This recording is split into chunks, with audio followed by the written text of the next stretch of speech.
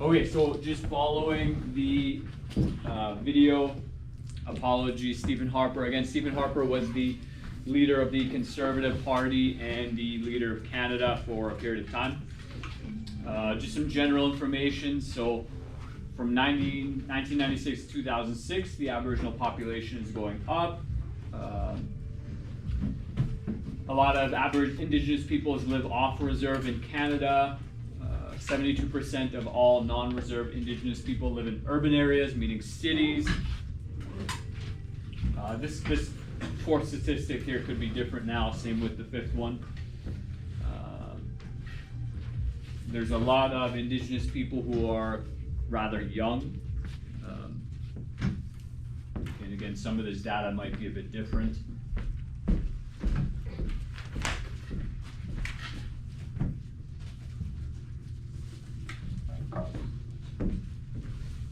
So, looks like the Alberta NDP government in 2015 apologized on behalf of the province. I don't know how many of the provinces have individually apologized.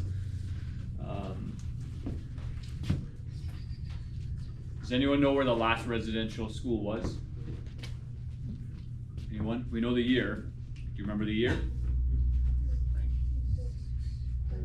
Oh, you know it. Back there?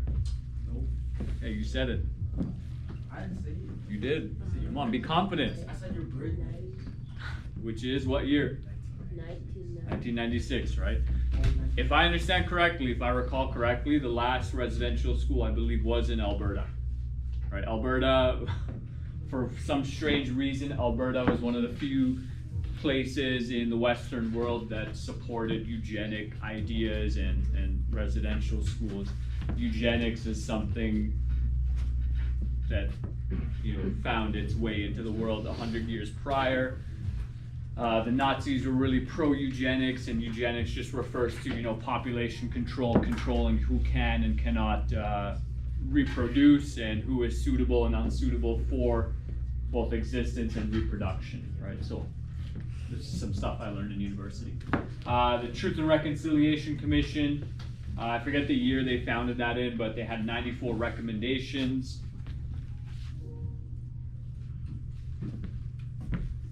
This is the last slide.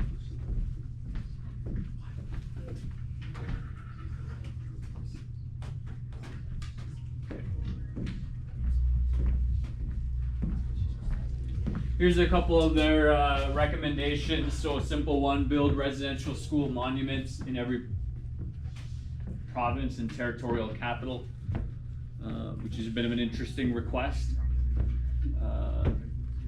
So reaffirming the nation-to-nation relationship between Indigenous peoples and the Crown. Again, a lot of Indigenous peoples wanted sovereignty. They want to be able to govern their own affairs. They don't want to be underneath the Crown, referring to the Canadian government. They want an apology from one of the popes. I don't know if Pope Francis is still alive, but I don't think he's Pope anymore. This inquiry into missing and murdered Aboriginal women, that's an ongoing request, it's an ongoing issue for many Indigenous communities. Okay. Narrowing the gap for healthcare, so Indigenous people suffer differently than the rest of the people in Canada for a variety of reasons, and so providing them more access to healthcare is one of the requests as well.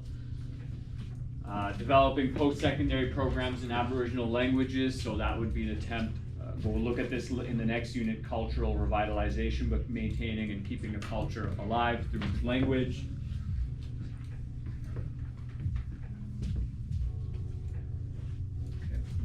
We also want a mandatory curriculum, so everyone through K-12 should be taught about residential schools, which is probably why some of you, by the time you're in grade 10, feel like, oh, Mr. Kawaja, we've done this so many times, we get it.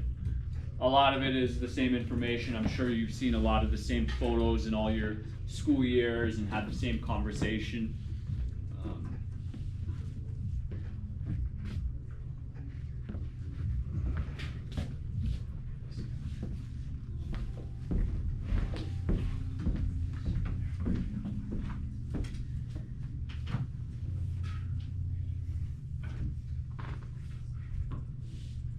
This is the last slide. Ouais. So that concludes chapter 9. The 4 chapters for related issue number 2, which looks at historical globalization. Basically, what this unit does is give you a bit of an understanding of how, Canada was shaped, how cultural contact, this process occurred through history, the impact of it. Right? We look at, genocide, but we look at loss of culture, loss of language, loss of habitat. We look at the impact, and one day I'll do a better job and have better material, but through history, how have different groups interacted with one another? What were the outcomes and consequences? And so utilizing this information, you will start working on your essay response. Your essay is a source analysis, so you'll examine 3 images, and in that you want to be able to create links to some of the key terms that we examined in this unit. Again, you have your textbook you can look at, you can skim through. You have my notes, and I'm going to upload another teacher's notes as well that you can review as well to give you more ideas and better understanding. You can also just go back and rewatch those videos, although there's a lot of content, so feel free to do that at your own pace as well. But yeah, the goal of this unit is to give you an idea of how this modern world that we're going to examine in the next unit came to be. And in the next unit, we're going to start addressing how do people respond to globalization, right? How do you respond to this constant mixing of different cultures, different communities, different ideas, and this world that is rapidly getting more and more connected to the point where it's maybe very challenging to disconnect. As we saw in our last current event presentation, presenting about the Israel-Palestine conflict, which takes place thousands and thousands of kilometers away, but we're connected through this magical thing called the internet. Okay. So we're looking at the history of that, how that was conducted, how we got here, and in the next unit we will look at how people respond to that. Okay.